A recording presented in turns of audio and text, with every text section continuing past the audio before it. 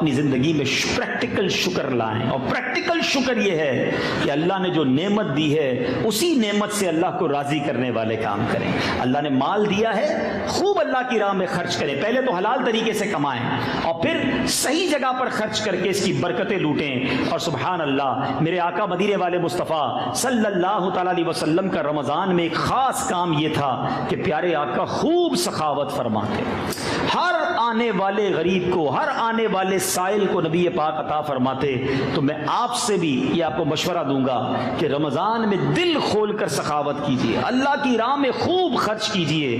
اللہ کی راہ میں خرچ کرنے سے مال کم نہیں ہوتا۔ جب رب نے ہمیں بے گنے دیا ہے نا، کچھ لوگ بڑا کاؤنٹنگ کے ساتھ بانٹتے، بس بھائی ہو گئے پورے، اب اگلی بار آنا۔ اللہ بے گنے دے رہا ہے، حدیث پاک ہے، مضمون ہے، اے ابن آدم گن گن کر خرچ نہ کرو ورنہ وہ رب کریم بھی تمہیں گن گن کر عطا فرمائے گا۔ زکوٰۃ پوری دیں، اس کے بعد صدقہ بھی دیں، اللہ کی راہ میں اور بھی خرچ کریں، تو انشاءاللہ رب کریم آپ کے مال میں خوب برکت ڈال دے گا۔ اور خرچ کرنے کے لیے سب سے پہلا حق جو ہے وہ آپ کے اپنے غریب رشتہ داروں کا ہے۔ اپنے غریب رشتہ داروں کی ہیلپ کیجیے، اگر وہ زکوٰۃ کے مستحق ہیں تو ان کی مدد کیجیے۔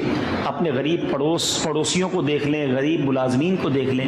اس کے بعد میں آپ سے گزارش کروں گا کہ ہو سکے تو اپنی دعوت اسلامی جو اتنا بڑا سنتوں کا کام، دین متین کا کام کر رہی ہے، میری آپ سے گزارش ہے اپنی دعوت اسلامی کو اپنی زکوٰۃ میں، اپنے عطیات میں دل کھول کر ساتھ دیں۔ اس بار فطرہ بھی دعوت اسلامی کو دیں۔